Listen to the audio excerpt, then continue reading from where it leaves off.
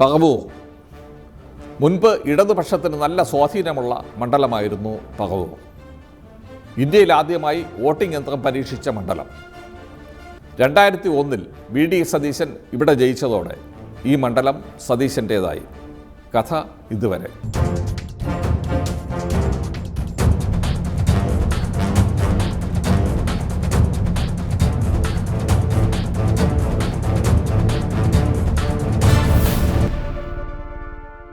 നെയ്ത്തും കയർ പിരിക്കലും ഉൾപ്പെടെ പരമ്പരാഗത തൊഴിൽ മേഖലയാണ് പറവൂർ. ചരിത്രവും സമരങ്ങളും പൈതൃകവും ഉൾപ്പെടെ സാംസ്കാരിക സമ്പന്നമായ നാട്. തൊഴിലാളികൾക്ക് മുൻതൂക്കമുണ്ടായിരുന്ന പറവൂർ ഇടതു പാർട്ടികളുടെ ശക്തികേന്ദ്രം കൂടിയായിരുന്നു. കൊച്ചി മെട്രോ നഗരത്തിന്റെ ഉപകേന്ദ്രമായി വളരുന്ന പറവൂരിന് വികസന രംഗത്തും ടൂറിസം രംഗത്തും വലിയ സാധ്യതകളുണ്ട്. മുസിരീസ് പൈതൃക പദ്ധതിയിലെ നിരവധി കേന്ദ്രങ്ങൾ പറവൂരിലാണ്. കലാ, സാഹിത്യ, സാംസ്കാരിക പ്രവർത്തന രംഗങ്ങളിൽ പ്രശസ്തരായ നിരവധി പേരെ സംഭാവന ചെയ്ത നാടുമാണ് പറവൂർ. രാഷ്ട്രീയത്തിലും ശക്തമായ സാന്നിധ്യമാണ് പറവൂർ. CPI നേതാക്കളായ S. ശിവൻപിള്ളയും P. രാജുവും പ്രതിനിധീകരിച്ച മണ്ഡലം പൊതുവെ ഇടത് അനുഭാവികളുടേതായിരുന്നു. 2001 VD സതീശൻ ജയിച്ചതോടെ കളം മാറി. പിന്നീട് ഇടതുപക്ഷത്തിന് പച്ച തൊടാൻ കഴിഞ്ഞിട്ടില്ല. മുൻ തെരഞ്ഞെടുപ്പിൽ CPI നേതാവ് പന്ന്യൻ രവീന്ദ്രൻ പോരാടിയെങ്കിലും സതീശന്റെ വ്യക്തിപ്രഭാവത്തിന് മുൻപിൽ പിടിച്ചു നിൽക്കാൻ കഴിഞ്ഞില്ല. പറവൂരിൻ്റെ പൊതുചിത്രമാണ് നാം കണ്ടത്. ഇനി ഇത്തവണത്തെ മത്സരം കളിക്കളം.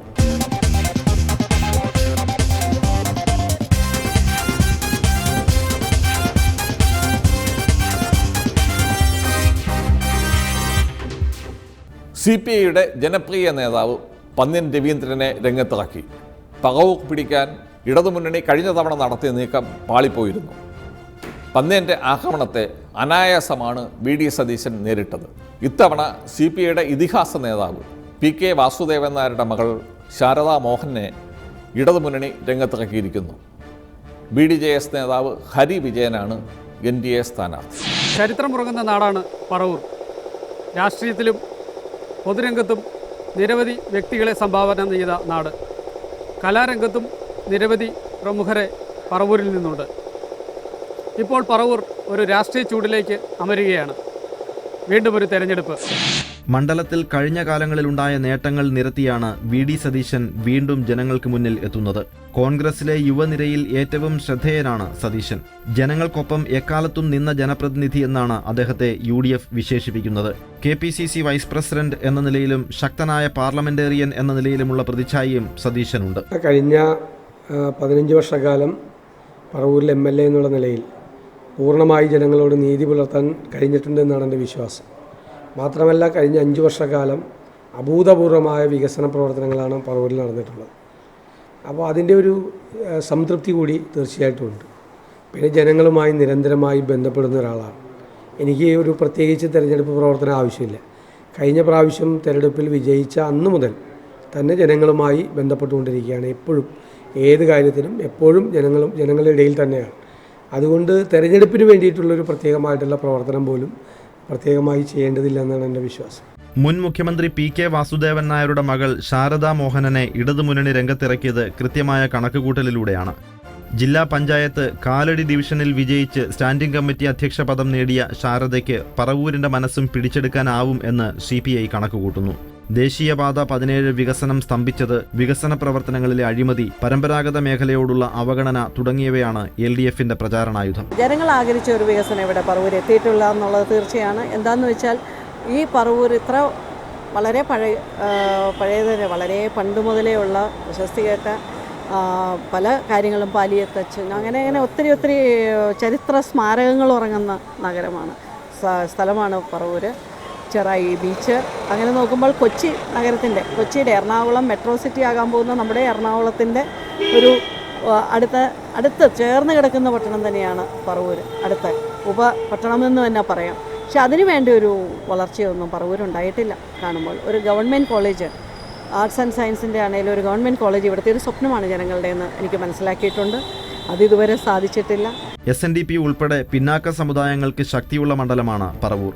BDJS നേതാവ് ഹരി വിജയനാണ് പറവൂരിൽ NDA സ്ഥാനാർത്ഥി. പിന്നാക്ക സമുദായങ്ങളുടെ വോട്ടുകൾ സമാഹരിക്കാൻ കഴിയും എന്ന പ്രതീക്ഷയിലാണ് NDA.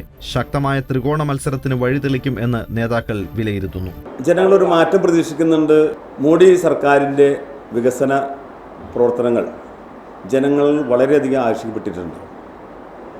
അപ്പോൾ ആ മോഡി സർക്കാരിൻ്റെ വികസനങ്ങൾ പറവൂരിൽ എത്തണമെങ്കിൽ അല്ലെങ്കിൽ കേരളത്തിൽ എത്തണമെങ്കിൽ ഒരു NDA സർക്കാർ കേരളത്തിൽ വരണമെന്ന് ഇവിടെ ആളുകൾ ആഗ്രഹിക്കുന്നു.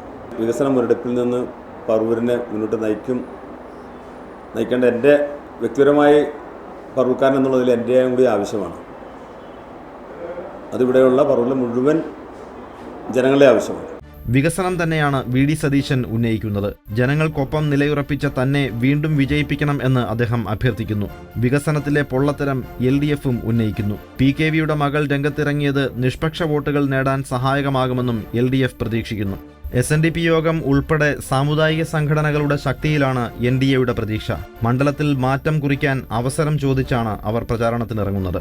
3 സ്ഥാനാർത്ഥികളും കൊമ്പ് കോർക്കുന്നതോടുകൂടി നല്ലൊരു മത്സരം പറവൂരിൽ ഇക്കുറി കാണാൻ കഴിയും. കൗമുദി TVക്ക് വേണ്ടി പറവൂരിലെ കോട്ടയിൽ കോവിലകത്തുനിന്ന് MS സജീവൻ. വലിയ അട്ടിമറി ഭയമൊന്നും ഇല്ലാതെയാണ് കോൺഗ്രസ് പറവൂരിൽ ഇത്തവണ തിരഞ്ഞെടുപ്പിനെ നേരിടുന്നത്. BDJS എത്ര വോട്ട് പിടിക്കും എന്നത് നിർണായകമാണ്.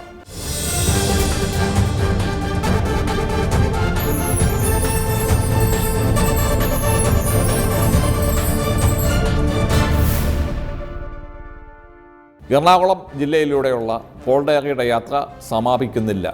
അടുത്ത ദിവസങ്ങളിലും തുടരും.